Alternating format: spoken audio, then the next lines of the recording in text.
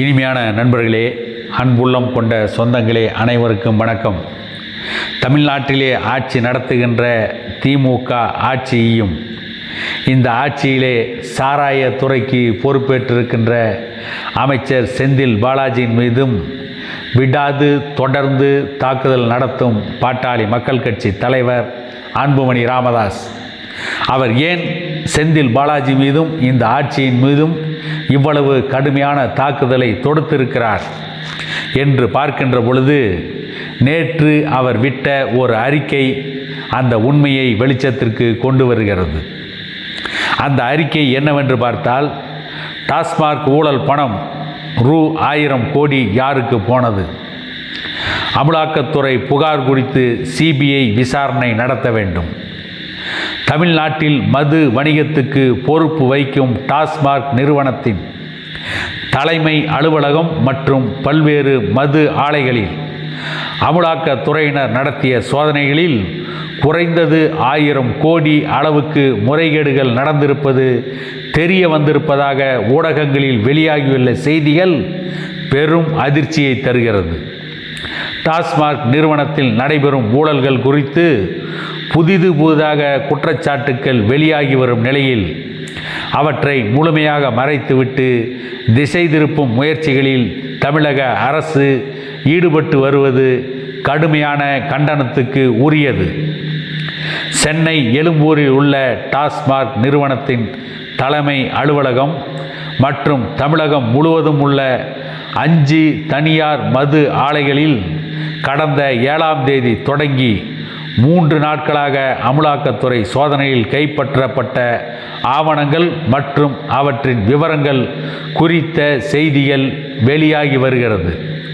அவற்றில் குறைந்தது 1000 கோடிக்கு ஊழல் நடந்திருப்பது தெரிய வந்துள்ளதாகவும், இது டாஸ்மாக் நிறுவனத்தில் நடைபெற்ற ஊழல் பெருங்கடலின் ஒரு துளிதான் என்றும் அமலாக்கத்துறை அதிகாரிகள் கூறியதாக தி ஃபெடரல் இணையதளம் செய்தி வெளியிட்டுள்ளது. இது தவிர தமிழகத்தின் மது விற்பனையில் 40% கணக்கில் காட்டப்படாமல் விற்பனை செய்யப்படுவதற்கான ஆவணங்களும் கிடைத்திருப்பதாகவும் தி ஃபெடரல் கூறியுள்ளது.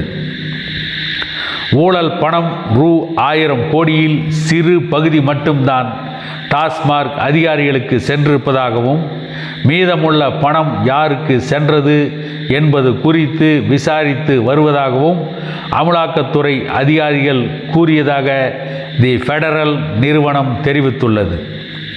பாட்டாளி மக்கள் கட்சியை பொறுத்தவரை அமலாக்கத்துறை அதிகாரிகள் கூறியதாக வெளியாகியுள்ள செய்திகள் எதுவும் புதிதல்ல. இந்தியாவில் ஊழல் ஊற்றெடுக்கும் துறைகளில் முதன்மையான மது விலக்கு மற்றும் ஆயத்தீர்வை துறைதான் என்பதை பல ஆண்டுகளாகவே பாட்டாளி மக்கள் கட்சி அம்பலப்படுத்தி வருகிறது. திமுக ஆட்சியில் டாஸ்மாக் ஊழல்கள் மேலும் அதிகரித்திருக்கின்றன. டாஸ்மாக் சில்லறை விற்பனை கடைகளில் நிர்ணயிக்கப்பட்ட விலைக்கும் மேலாக மது புட்டிகளுக்கு ரூ.10 முதல் ரூ.50 வரை கூடுதல் விலை வைத்து விற்பனை செய்யப்படுகிறது.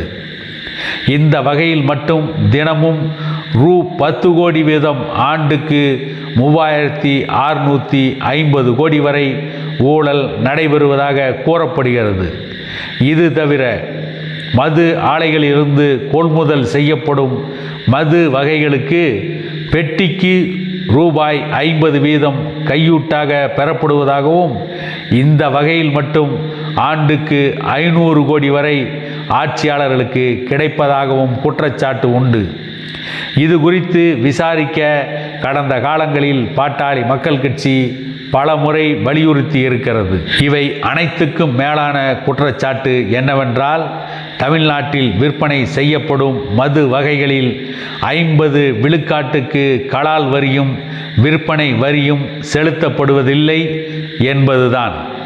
பாட்டாளி மக்கள் கட்சியின் இந்த குற்றச்சாட்டை நிதியமைச்சராக இருந்த பிடிஆர் பழனிவேல் ராஜன் அவர்களும் உறுதி செய்திருக்கிறார்.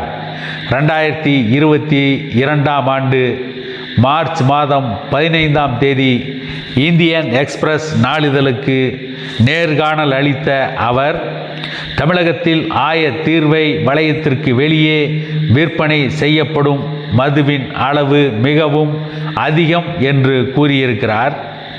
அதிகபட்சமாக 50% அளவுக்கு இது இருக்கலாம். சிறந்த தொழில்நுட்பங்கள் மற்றும் கண்காணிப்பை பயன்படுத்தி இதை தடுப்பதற்கான வழிகளை நாம் கண்டறிய வேண்டும் என்று கூறியிருந்தார். அந்த குற்றச்சாட்டை தமிழக அரசு இன்று வரை மறுக்கவில்லை. வரி செலுத்தப்படாமல் மது வணிகம் செய்யப்படுவதை தடுப்பதற்கும் எந்த நடவடிக்கையையும் தமிழக அரசு இன்று வரை எடுக்கவில்லை. அப்படியானால் இன்று வரை கலால் வரி, மதிப்பு கூட்டு வரி ஏய்ப்பு தொடர்வதாகத்தான் பொருள். இந்த வகையில் மட்டும் ஆண்டுக்கு சுமார் 50,000 கோடி வீதம் 4 ஆண்டுகளில் 2 லட்சம் கோடி அளவுக்கு வரி ஏய்ப்பு நடந்திருப்பதாக கூறப்படுகிறது. தமிழ்நாட்டில் அதிகாரபூர்வமாக 4829 மதுக்கடைகள் உள்ளன. ஆனால் 20,000க்கும் கூடுதலான சந்து கடைகள் செயல்பட்டு வருகின்றன.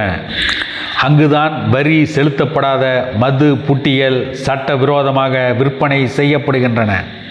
சந்து கடைகள் மீது நடவடிக்கை எடுக்கும்படி பாட்டாளி மக்கள் கட்சி பலமுறை வலியுறுத்தியும் கூட அவற்றின் மீது அரசு எந்த நடவடிக்கையும் எடுக்கவில்லை. மாறாக சந்து கடைகளுக்கு எதிராக குரல் கொடுப்பவர்கள் மீது பொய் வழக்கு போடுவது உள்ளிட்ட நடவடிக்கையின் வாயிலாக சந்து கடைகளுக்கு பாதுகாப்பு அளிப்பதையே திராவிட மாடல் அரசு வாடிக்கையாக வைத்திருக்கிறது. டாஸ்மாக் வணிகத்தால் அரசுக்கு கிடைக்கும் லாபத்தை விட டாஸ்மாக் முறைகேடுகளால் ஆட்சியாளர்களுக்கு கிடைக்கும் லாபம் அதிகம் என்று கூறப்படுகிறது.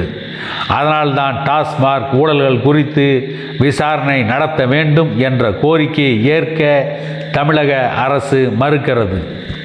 இப்போதும் கூட டாஸ்மாக் ஊழல்கள் தொடர்பாக அமலாக்கத்துறை தன்னிச்சையாக வழக்கு பதிவு செய்து சோதனை நடத்தியிருக்க முடியாது.